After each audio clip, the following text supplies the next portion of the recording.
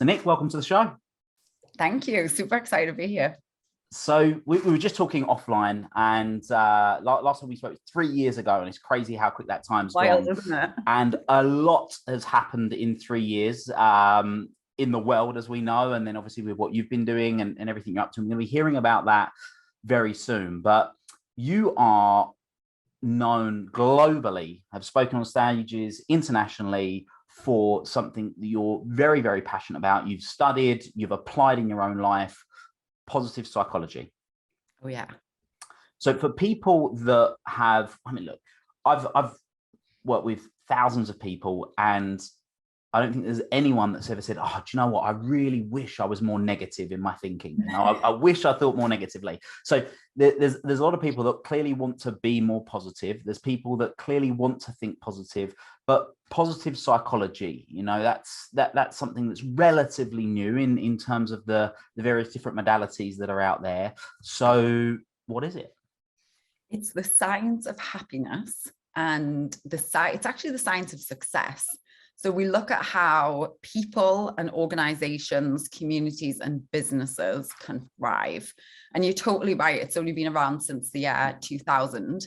And before that, it was psychology as usual. So psych as usual is more focused on disorder and disease. So it looks at what goes wrong with people, or looks at mental illness rather than looking at strength and virtue. So positive psychology came about to kind of counterbalance it, to bring a focus more on what we do well as humans. And we've learned from the science that when we focus on that, we can actually be stronger and more successful than ever before. Which most people want, right? So it would make sense in order to do that. So in terms of you personally, so that's obviously what you do, something that you're known for now, but where has that come from? What's the Niyc Pidgeon journey? Well, I definitely wasn't always positive. If I cast my mind back to when I first learned about positivity, it was back in probably around 2005. And it was because of my boyfriend at the time. His dad had this sign on his gates going into his house, and it said, "If it's to be, it's up to me." And I couldn't quite wrap my head around it at the time. I was like, what does that mean? And I had to ask him, and he was like, well, you can do anything you want in your life. Like, it's up to you to create it. So that was a little seed at that time. And then my partner and I, we went to Australia for 6 months for a trip. And his dad gave us the passports in this passport wallet. And in there was a couple of little photos, and he'd laminated some little cards with positive quotes on there. So I know he'd put the Henry Ford one in, which is whether you think you can or you think you can't, either way you're right. So I had this really long flight to Singapore and then Australia, thinking about all of these things. And he'd given us in there a book called Mind Gym. Now that's a sports psychology book. So these were really my first tasters of how we can shift our thinking and shift perspective. And I really got interested at that stage in human behavior. I just had this curiosity, and I was signed up to be a mechanical and automotive engineer at the time. So it really didn't make any sense. I hadn't studied psychology, but it was more like this intuition where I just thought, oh, there's something in this. I really want to know, I really want to understand more about humans and why we do what we do. So I came back from that trip from Australia, cancelled my engineering degrees, and went through clearing, in England, that process where it's whatever's left in the degrees, you can apply to get into one. And I started to study sports science and psychology at Northumbria University, and then went on to do my master's in positive psychology from there. Very interesting. So I find fascinating, and I've done this loads of times with lots of different people, is when you go back and you look through what they did, in a weird way, quite often there's a connection. And whilst you did this degree in engineering, which was it motor engineering, mechanical engineering? Yeah. You've still done that, but the vehicle that you're engineering is no longer the car, it's now the human. I love that. So it's particularly interesting. Yeah, lots of different ways. But so that was So you sort of just went, all right, well, like the quotes that you saw and that, and starting to plant those seeds, starting to realize that. But I imagine that there were certain things that with those seeds that you started to plant that then started to materialize and be like, wow, this stuff's working. So what were some of the first times that you were applying this stuff and finding it working for yourself? I think it was through daily practice. So one of the things that positive psychology is amazing for is, yes, it's grounded in research and science and statistics, but to actually practice it, it doesn't have to be that hard. So we know from the science that the really simple tools that you use daily, or the choices that you make daily, compound to create big shifts over time. So if I look back then, for me, it was looking at shifting my thinking. So it was looking at, okay, when I'm thinking this negative thing, how can I replace it with something that is the positive and is the opposite of that? Now, I think it's also important to note that positive psychology isn't actually just about thinking positive all of the time.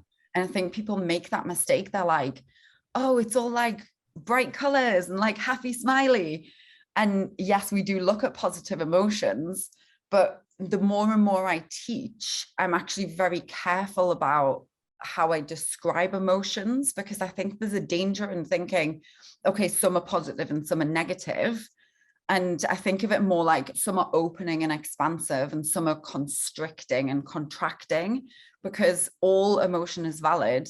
And actually, if you have negative emotion and you ignore it or you suppress it, you actually get yourself in more trouble than if you allow it. Absolutely. Yeah. And I'm a big believer that any emotion, positive or negative, is a signal.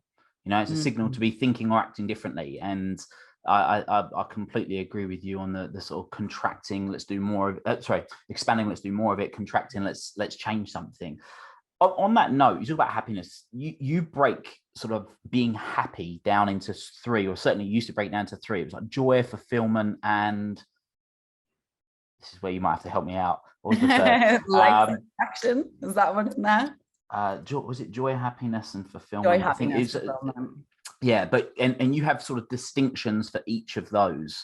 So how would you? Let's start with happiness, because that's what we started talking about, and then the other two. How do you define the difference?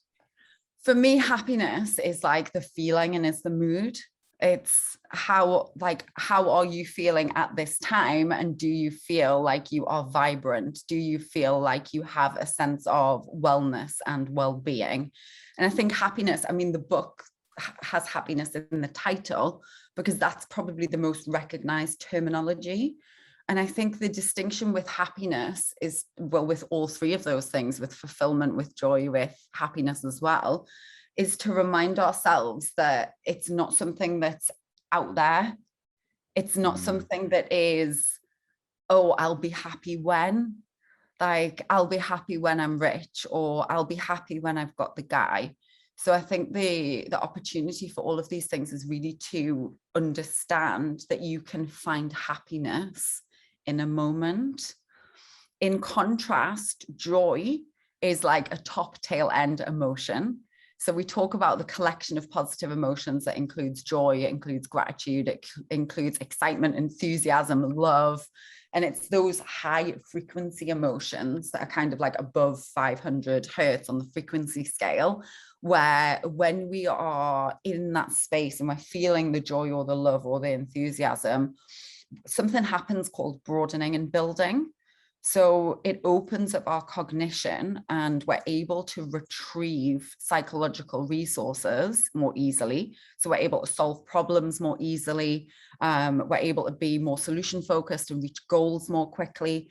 But we're also able to like deepen as well. We're also able to build relationships. We're also able to, when we experience those joy-filled emotions, almost like save them for later in a way, so that when something bad happens or when we have a challenge or adverse experience, we're able to navigate those experiences more easily because of that broaden and build effect.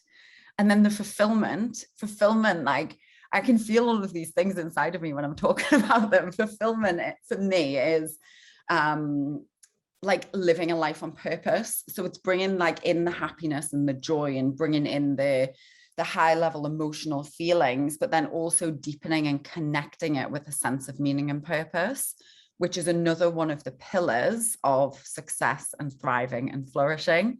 So getting that feeling of like, oh, I'm living my fullest life. I feel like I'm doing something good and it doesn't feel empty to me anymore. Yeah.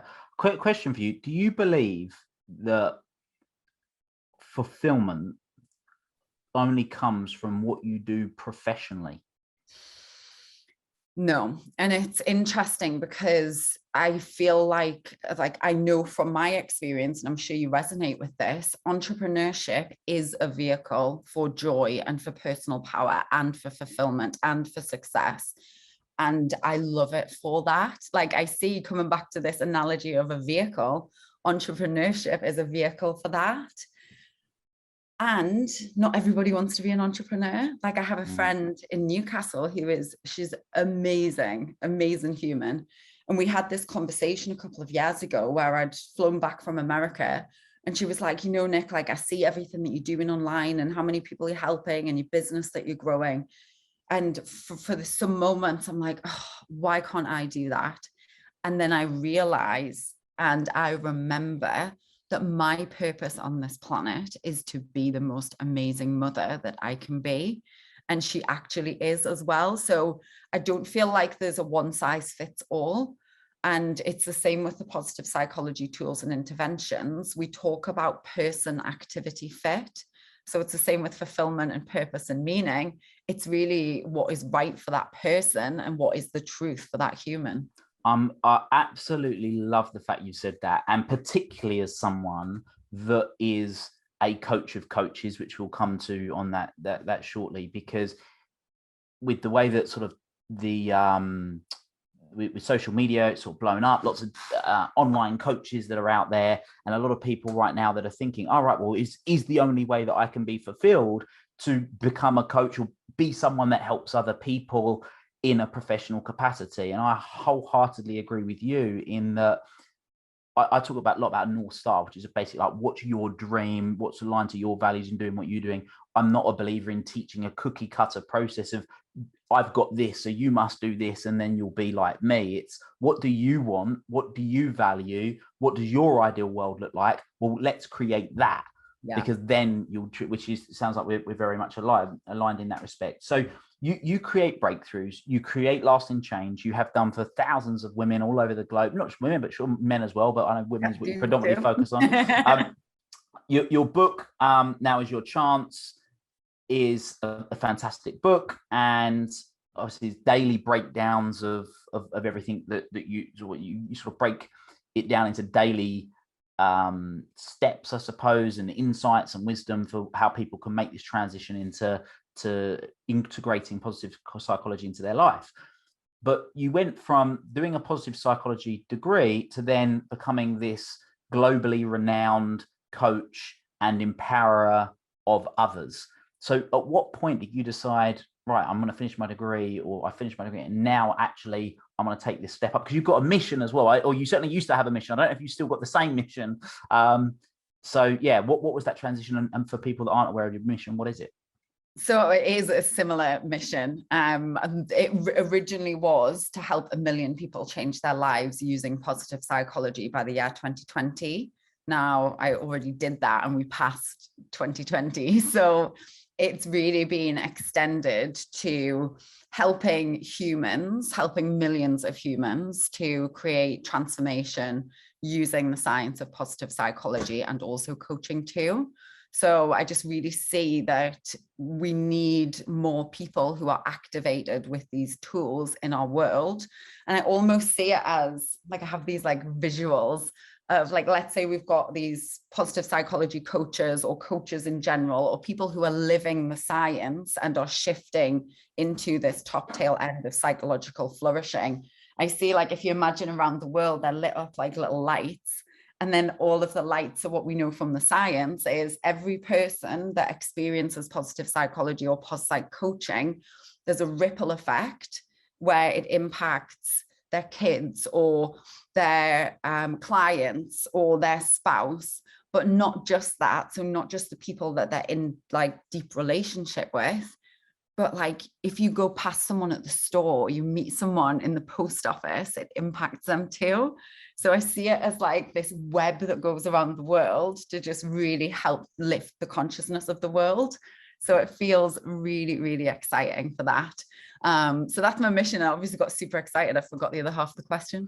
Yeah, I've got it too, because what you probably don't know. So when I very first started off in this profession, my goal too was I wanted to empower 1 million people, and then I changed that to now I want to inspire 1 billion people to transform excuses into results and live a life that they love via the ripple effect. And I must say that 20 times a day. And I say, I want you to achieve what you're fully capable of to benefit yourself, your family, your friends, your community, society, humanity, the universe. That's the ripple effect. So yeah, very interesting, because I didn't think you would have known that. And very much aligned. So very cool. Interesting indeed. So one of the things that you kind of brought up, but I want to talk to it because I think it's important, is that a lot of people, they have this perception of all bright colors and everything's great, everything's amazing all the time, and it's created this sort of similar movement but of toxic positivity. And there's seeing the positive in someone, but then there's also being in a position whereby we're actually completely suppressing ourselves and living incongruently to our own values and our own goals, because we're trying to see the positive too much in somebody else, whether that's in a career with bosses and staff, whether it's in relationships, family members, and all that good stuff. So how do people apply positive psychology without it turning to toxic positivity and doing themselves more harm than good? It's a really great question. And I just love that you're thinking about this and considering it, because it is something that we see. And it's like almost like bypassing your own needs or bypassing your own emotions and feelings. And positive psychology, trauma therapy, relationships, it's all a huge body of work that has a great degree of complexity.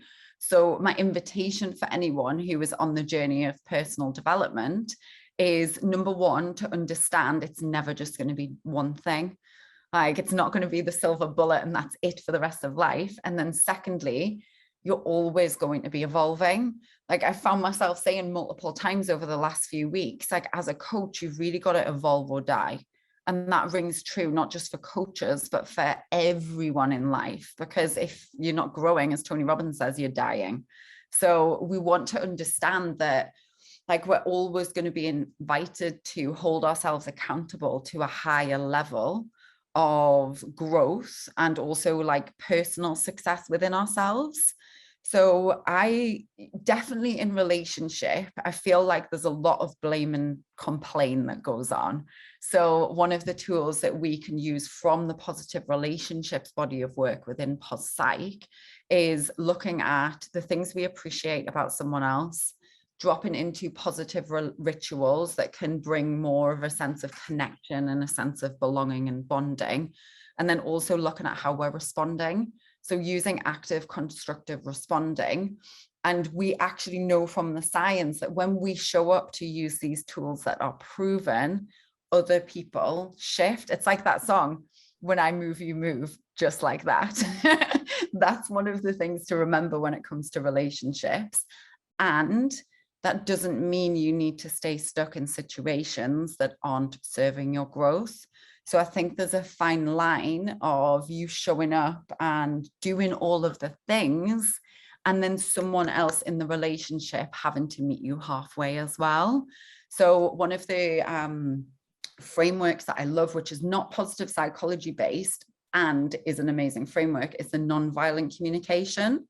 So it's actually looking at objectively communicating what it is you need in relationship. So looking at, okay, what is it I observe? How did that make me feel?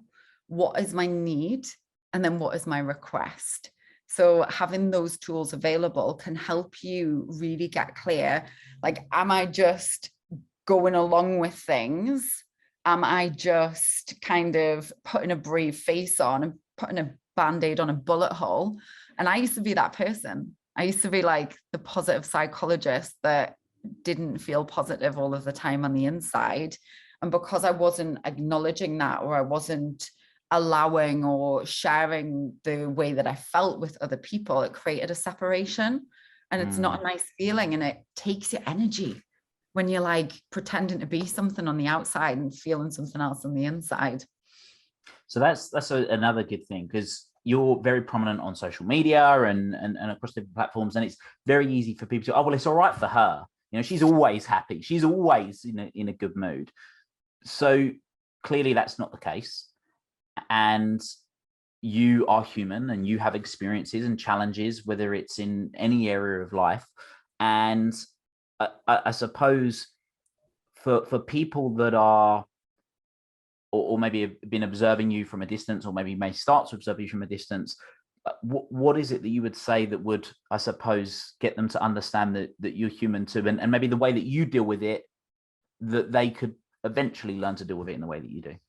Like, what's really worked for me is building a lot of personal systems in my life and really getting clear on who I am, how I like to operate, what fills me up with joy, what is it that depletes and drains me. Because, and like, I haven't shared this like much publicly, but probably about, just over a month ago, I had some brain scan results come back from a clinic here in LA called Daniel Amen Clinics. And he's amazing. Like, you can literally see your brain, and you can see like the surface of it. You can look at all of the different activations. So I actually discovered that I have PTSD, and I have depression, and also anxiety disorder. Now, what I think is interesting is these type of mental issues coming all different shapes and sizes and packages. So I haven't necessarily been feeling depressed, but I've been feeling very tired. And the doctor said to me, Nick, you haven't been feeling tired. You just don't know how to communicate, and you don't understand what depression feels like. So for me, it's felt like I'm tired, and it feels like a heaviness. And I've just attributed that to, like, I've got a lot on. So I've built these like systems and structured my day and set up my self-care so that I really look after myself.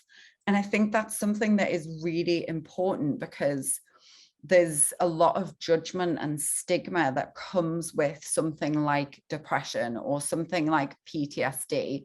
And I think previously PTSD was the thing that soldiers got after they'd been to war. And depression was something that makes you feel really sad and you lay in bed. And anxiety is something that makes you feel really, really like edgy and like heightened emotions and shaking.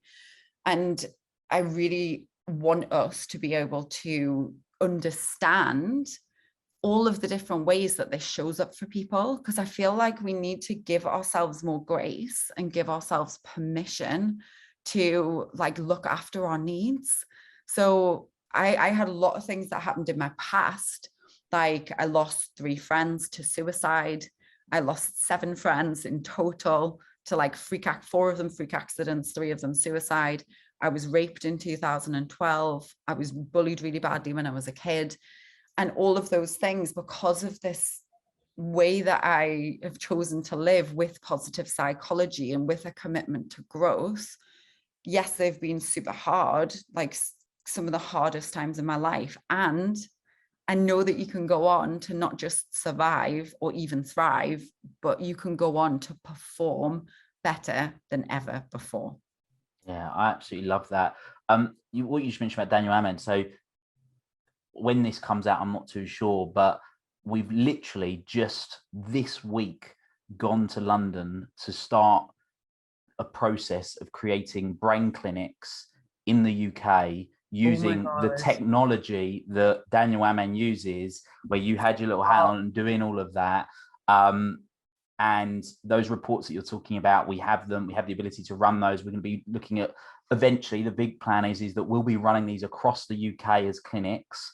And in the same way that people go and have their bloods tested and it's like, oh, you're really low on vitamin D or iron or whatever it is, go and do that. Like, I feel really tired. Right, well, let's have a look at your bloods. You're really low on iron. Obviously, go and take your iron. All of a sudden, oh, I feel better. The same way, but we can make these as accessible, medical grade brain scanning technology, bring it to the masses. Oh my It's gosh. something we're in the process of doing right now. So it's very, very like, Congratulations. literally this week we're in the process of I'm literally like, I will be an affiliate partner because I have most of our audience are in the UK.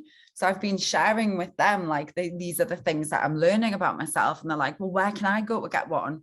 And at the minute you can't. I have a team in Australia who want to go. So I just love that you're doing that. We'll have a separate conversation offline and discuss that. So can I ask you a bit of a personal question? Mm-hmm.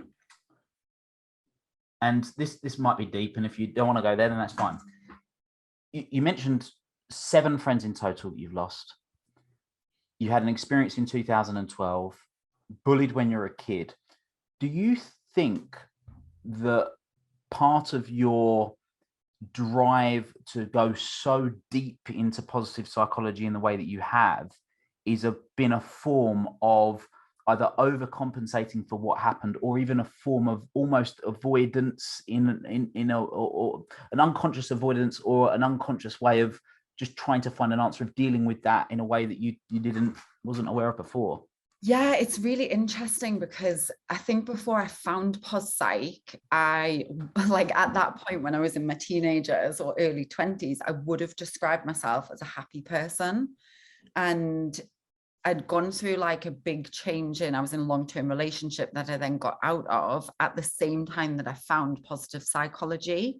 And that absolutely supported me during that time. It felt like I almost like went like whoosh, like up this like amazing, just like personal, like opening. And it started to inform everything that I did. I wouldn't say that it's made me avoid things. I think those tragedies and traumas have fueled my work. And it's also made me question my work a lot as well. So my friend Sophie, she took her own life a couple of years ago, and on paper, she had an amazing life, amazing family, amazing home. She was a TV star, gorgeous, gorgeous girl, just like super amazing friendships. And she'd also taken a lot of my courses and was a huge supporter of my work and the book. Now, when she passed, I was like really in the question of like, how am I doing this work? And I'm telling everyone about positive psychology, but I can't even save one of my best friends. So it was like this, oh God, there was a horrible feeling inside of myself. I was like, it doesn't work. The science doesn't work. And it took me a good few days of like really being in that and processing to come out of the other side and actually realize like it doesn't matter who the person is that I'm able to help. It doesn't matter if it's my best friend or a total stranger. We know that this stuff works. It's just it didn't work for her at that time. And it made me even more committed. So the next book that I'm writing, Force of Nature, dives much deeper into the dark side of positive psychology and also just the dark side of humanity. So I'm looking at, for example, the book in general is about hope, because we know that one of the things that supports people who are feeling suicidal is talking and also having a sense of hope. Now, there's also a dark side to hope, because you don't want to be blindly optimistic and you don't want to be hoping for no reason or just hoping and wishing and not taking action. So the book really dives into that, because these things are all very complex. They can literally swipe your legs away from underneath you. So as well as doing the positive psychology, I also do a lot of subconscious work. I do trauma processing and rundowns and release. So it's never just one thing.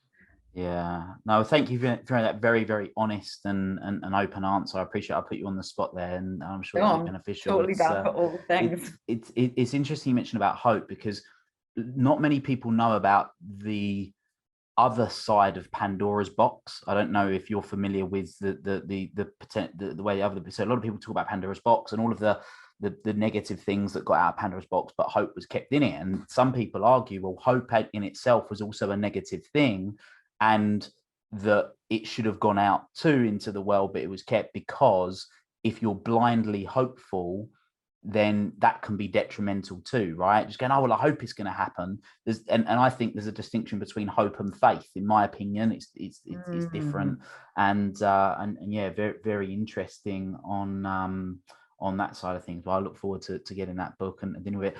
One of the things you mentioned, you touched on it, I was going to bring it up at the time, but you mentioned the emotional frequency, and you mentioned 500 hertz. I'm assuming you're talking about power versus force and the sort of levels of consciousness from Dr. David Hawkins, that sort of model, or an equivalent of that model.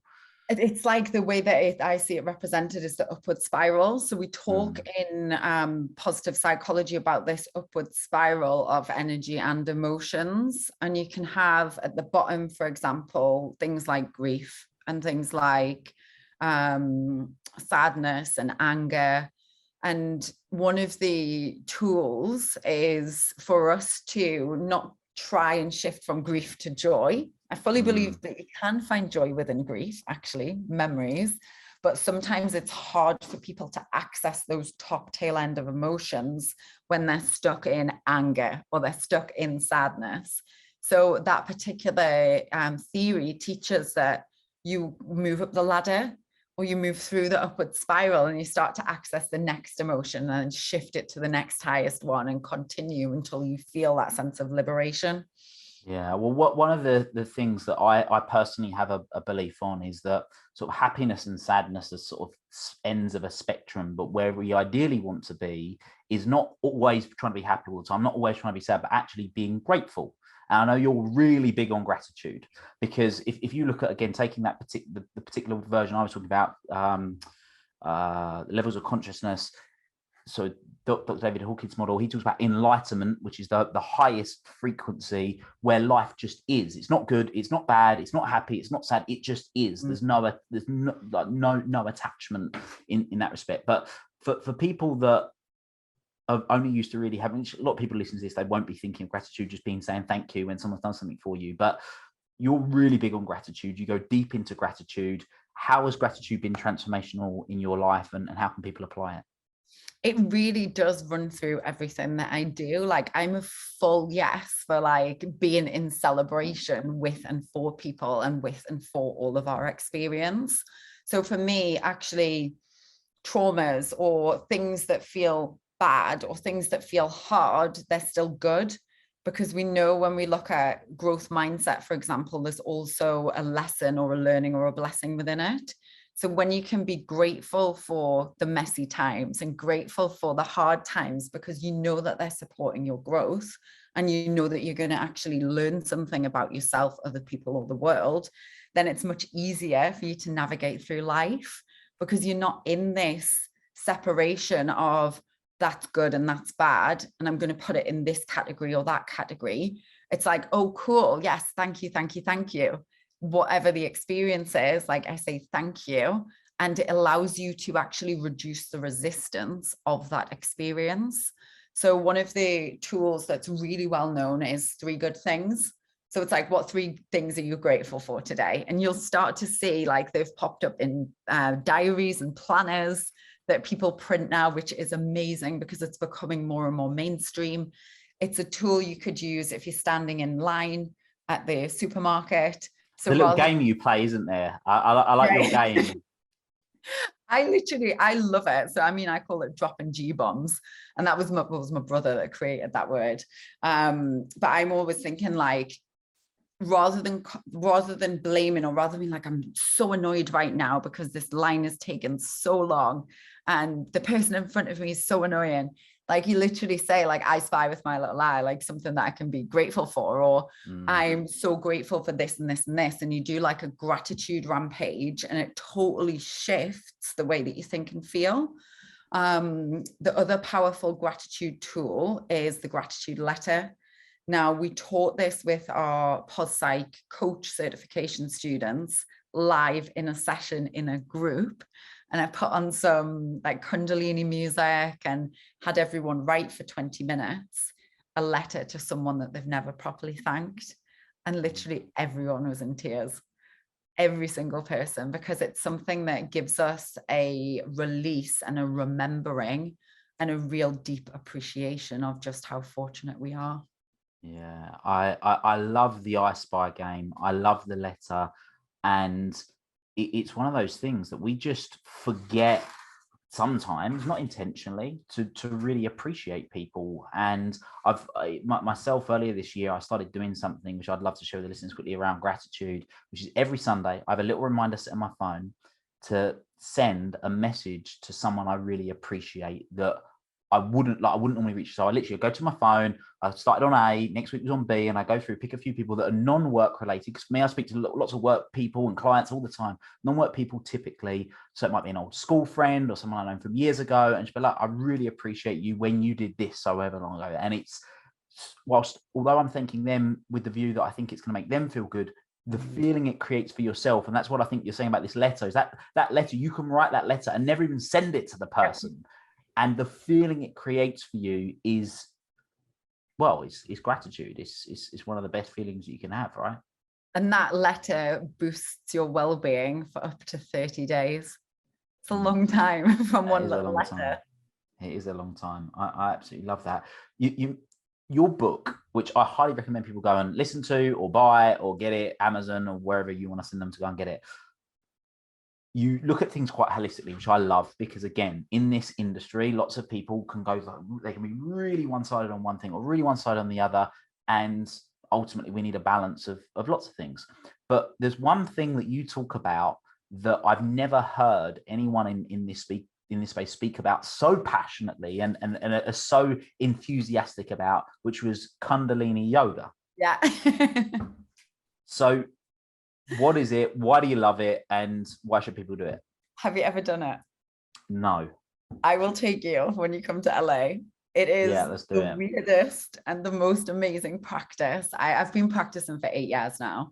And it's something that, like, I really love things like positive psychology and Kundalini, because it's like they cut through everything that you do.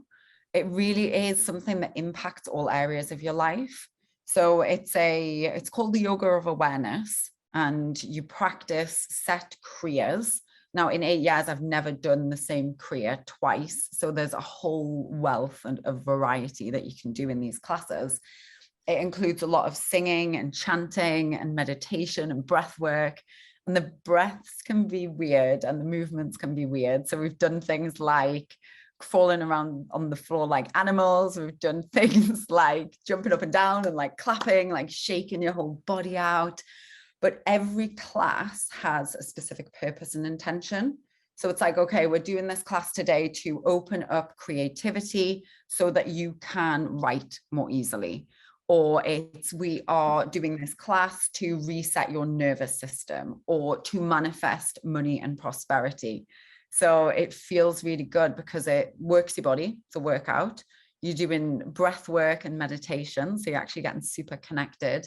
You're activating your voice through the singing, which in itself is a release of emotion and things that are stuck in your body. And you're also having an experience that can just connect you with more of your higher self and higher power and purpose. So it's fair to say you're a fan. you're a fan.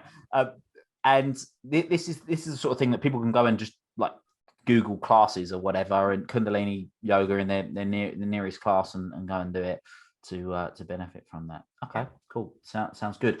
But before we look at wrapping up, I know that we started speaking about you through a variety of different quotes that you come across and whatnot. I've ended up doing this positive psychology degree. You've then worked internationally, speaking, coaching people, but more recently, you have now started an accreditation, and people can, I believe, learn sort of a concentrated version of everything that you believe to be something that they can empower themselves and clients with. I believe I'm right in saying, having done this qualification with you. Is that right? Absolutely. So we essentially took the positive psychology master's degree and condensed it into a 6-week live coaching program. So we are taking coaches through the certification so that they can get certified as masterful coaches using the science of positive psychology. And that really came about through me seeing a lot of the problems and fears that people have in coaching, and a lot of the same questions coming up. I always got asked, Nick, how do I become a positive psychologist? I'm like, you can't unless you go and do this degree at university and invest 5 years in getting there. And that's not what everyone wants to do. And then the other question that I kept getting was, Nick, like, how do you get such good results with your clients? So I think there's a lot of fear that comes up around like, oh, like, am I going to be a good coach? Am I going to say the right thing or ask the right question? So we now give coaches a positive psychology framework that they can take and use with their clients too. Love it. So what we'll do, if people want to find out more about that, then we'll put the link in the show notes. Where do people go to find out about that, or you, in fact? So connect with you and find out more about where can they go? Thank you. So you can go to niycpidgeon.com. That's my website, and all of the info's on there. We have the wait list for the certification, and you can get on there and we give you like extra special VIP bonuses and savings and stuff as well. Good stuff. So we'll put we'll put the link in the show notes so people can go and find out about it. And guys, if you think, oh, that sounds really interesting, I'd love to find out more, then go and do that. If people have thought, wow, this sounds incredible, they'd love to hear more about what you're up to on sort of a regular basis. What socials can they connect with you on, and how?